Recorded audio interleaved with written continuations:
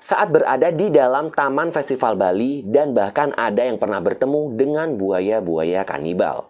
Taman Festival Padanggala ini memiliki aura mistis yang sangat kuat dan... Halo guys, welcome back to Yukita Horror. Bagaimana kabar kalian? Semoga kabar kalian selalu dalam keadaan baik-baik saja agar kalian tetap bisa setia nonton channel Yukita Watching. Untuk yang baru join, salam kenal, nama aku Yuki, klik tombol subscribe-nya. Dan untuk kalian yang mau follow Yuki di sosial media juga bisa banget, silahkan follow sosial media Yuki di bawah ini, Yukimon.dj. Bagaimana dengan kabar kalian setelah liburan dari lebaran kemarin? Mungkin kalian ada yang lagi liburan di Surabaya, di Jakarta. Tapi kalau Jakarta sih kayaknya kalian lebih ke luar kota gitu ya, atau lebih ke pulau-pulau atau kota-kota yang menjadi tempat wisata favorit, kayak contohnya Jogja, habis itu Lombok, Bali. Tapi ngomong-ngomong soal Bali nih gengs, jika mendengar tentang kota Bali, itu biasanya yang terdengar sama orang-orang itu tentang keindahannya. Namun siapa sangka bahwa keindahan kota Bali itu ternyata juga menyimpan kisah-kisah horor. Lokasi tersebut adalah Taman Festival Bali yang terletak dekat dengan pantai Padanggala, Sanur, Bali. Dulunya tempat ini tuh sebagai tempat hiburan yang sayangnya banget itu udah terbengkalai gitu gengs. Jadi gimana ceritanya? Langsung saja kita mulai. Let's start.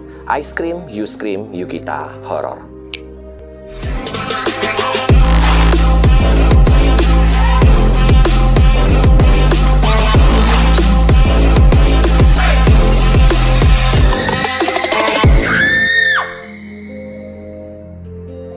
Taman Festival Bali dulunya merupakan salah satu tempat yang megah dan termewah yang berada di Pulau Bali. Lokasinya pun itu strategis karena di dekat dengan Pantai Padanggala yang luasnya sekitar 8,98 hektar, sehingga selalu menarik perhatian para wisatawan pada saat itu. Bayangkan saja, di sana tuh terdapat pertunjukan teater 3D, gunung yang terus meletus, kolam buaya, dan banyak lagi yang menarik lainnya di tempat tersebut. Orang-orang Bali pun dibuat terdecak kagum atas pembangunan Taman Festival Bali ini karena memang suguhan yang ada di dalamnya begitu tertata indah.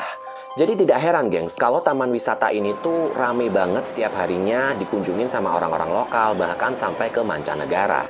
Akan tetapi yang perlu kalian tahu itu adalah cerita dulu. Kondisinya saat ini itu sudah berbeda 180 derajat dengan apa yang Yuki ceritakan tadi. Puing-puing yang berdiri tegak sekarang ini seolah menceritakan bahwa taman ini pernah hancur akibat kebakaran yang tidak terduga. Jejak-jejak kemegahan seolah hanya tinggal cerita dan para pendiri Taman Festival Bali memilih meninggalkan bangunan tersebut. Aduh, sayang banget.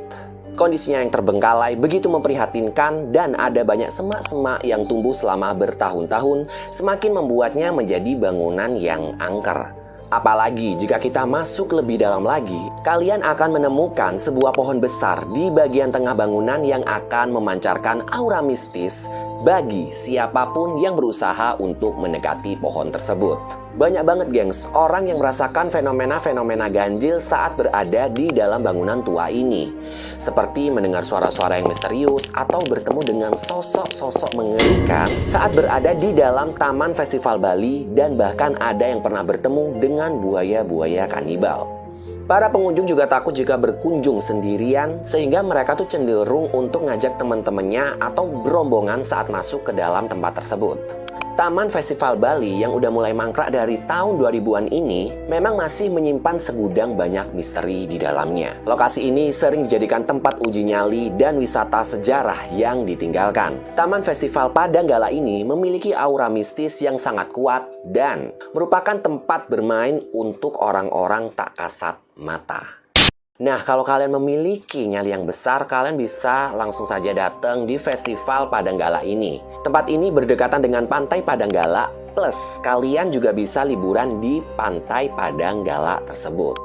Tembok dengan cat yang sudah mengelupas dengan banyaknya grafiti dan mural serta rangka atap bangunan yang tak tersisa menambah kesan angker di dalam tempat ini. Cerita-cerita horor pun ia tak luput dari masyarakat sekitar. Salah satunya ada pengunjung yang meninggal saat menjajal salah satu permainan di sana. Taman ini dibangun pada tahun 1997 dan sayangnya sekitar tahun 2000-an taman hiburan ini bangkrut dan tutup hingga sampai saat ini. Kabarnya buaya yang dulu dipelihara di sana sebagian itu sudah pergi ke laut namun sebagian itu masih tinggal di sana karena buaya-buaya ini tuh tidak bisa ditangkap oleh masyarakat sekitar. Apakah kalian ada yang tinggal di dekat taman festival ini? Kalian bisa tuliskan di kolom komentar. Next. Jika sudah sejak tahun 2000-an taman bermain ini tutup, berarti tempat ini sudah mangkrak selama 20 tahun lebih. Konon, di setiap bangunan tersebut jelas pasti ada penghuninya. Hawa mistis dan mengerikan dari taman festival ini bahkan pernah dipakai untuk lokasi syuting horor oleh stasiun TV lokal di Indonesia. Masyarakat setempat menyatakan bahwa tempat ini telah dijadikan tempat perkumpulan makhluk halus atau biasanya orang-orang Bali menyebutnya itu leak.